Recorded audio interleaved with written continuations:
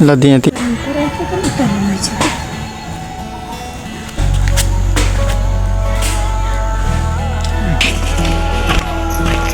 Toro टाग्यो।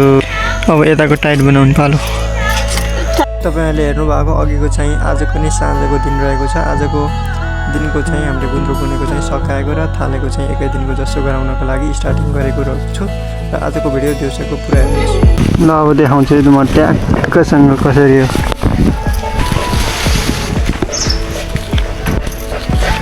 कताबाट हो त्यहाँ हजुरको हात मात्रै शर्माउनु भयो हजुर।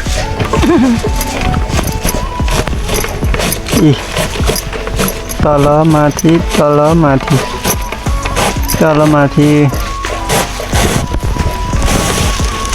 अब त्यहाँ के गर्ने खै भ्याइ भ्यासी अलिकति एउटा माथि ताने ट्याक ट्याक भन्छ है। अब बिट मार्ने खै बिट मारेको यता पनि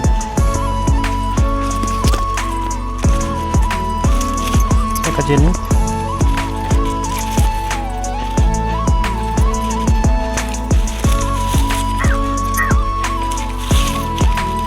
अब यताबाट फेरि रहनुपर्छ। फेरि यताबाट थियो भने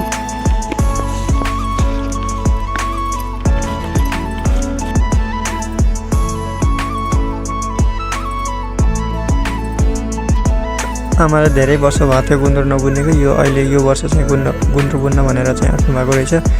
गुन्द्रुक चाहिँ बुनेको चाहिँ तपाईहरुलाई पनि देखाउँ भनेर चाहिँ मैले भिडियो गर्न लागेको छु। तपाईहरुले चाहिँ अन्तिमसम्म हेरेर साथ दिनु नभुल्नु। ए छोडे छोडे के हो काट्छ ल ल भर्खर चन्दै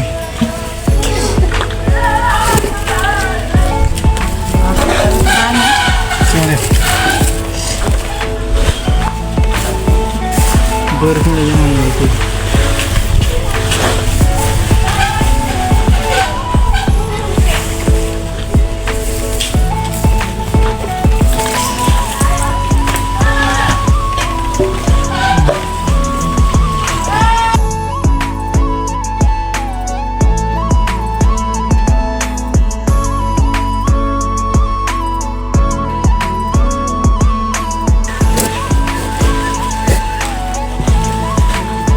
एउटा निकाल्ने है। एउटा मात्रै हो कि अरू पनि हो? एउटा मात्रै हो क्या? धेरै वर्षमा चाहिँ आमाले चाहिँ गुन्द्रुक बुन्नु भनेर चाहिँ थाल्नु भएको रहेछ। यो गुन्द्रुक बुन्ने चाहिँ चलन चाहिँ गाउँघरमा चाहिँ पहिला व्यापक सबैको घरमा हुन्थ्यो। अहिले चाहिँ निकै नै कम भइसकेको छ। अहिले धेरै ठाउँमा हाम्रो घरमा मात्रै जस्तो देखेको छु। त्यही भएको भएर चाहिँ यो अब लोप हुँदै जान्छ। नयाँ पिँढीले चाहिँ यो गुन्द्रुक बुन्ने चाहिँ काम चाहिँ अब छोड्दै जान्छन्। अब गर्दैनन् नि त, पुरानोले छोडेपछि सकिन्छ जस्तो लाग्यो।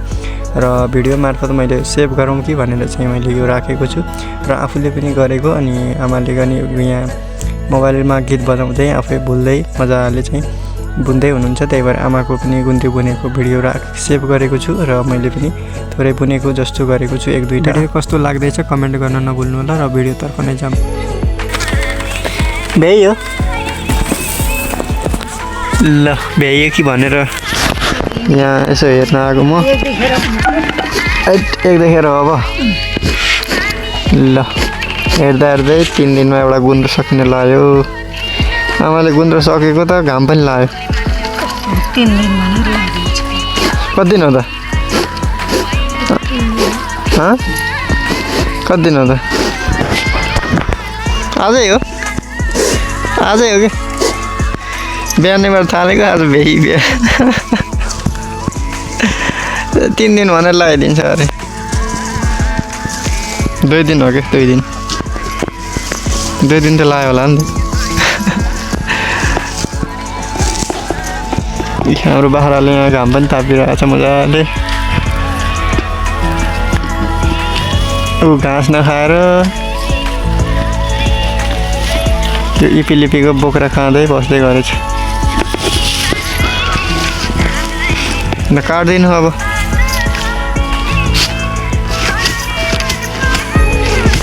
सकिने त्यो किन हो गाँच्ने त्यो?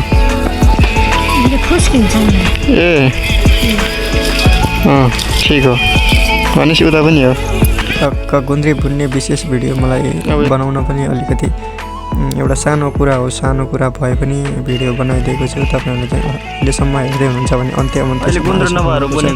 भिडियोलाई चाहिँ लाइक कमेन्ट चाहिँ यस्तो बनाउनु कमेन्ट गर्नुभयो भने चाहिँ अरू यस्तो भिडियोहरू हाल्नको लागि चाहिँ मोटिभेसन हुन्छ। त्यही भएर कमेन्ट गर्नु। गुन्द्रो काम गर्ने मान्छेलाई त फेरि काम छैन बुनेर दोकानबाट किन्ने भने फाइदा हुन्छ। अब गुन्द्रीको साइडको काट्ने बेला भयो।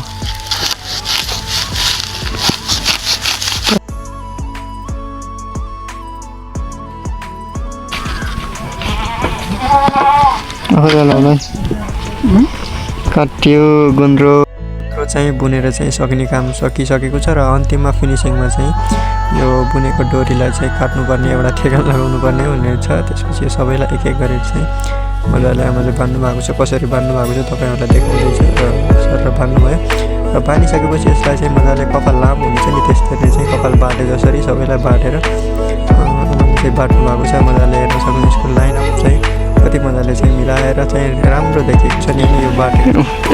घरको पाटाहरू छन् यी पाटाहरू छिप्पु ल एउटा यति खुमाउनु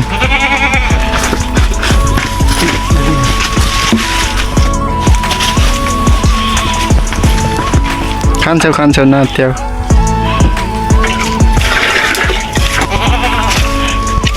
पारी काली भैँसी अब हान्छ है यसले मलाई।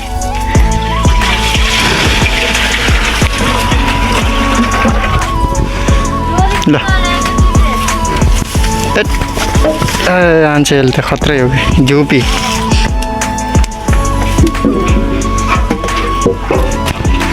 ल हाम्रो भैँसी बाख्रा पनि भिजिट गराइदिएँ।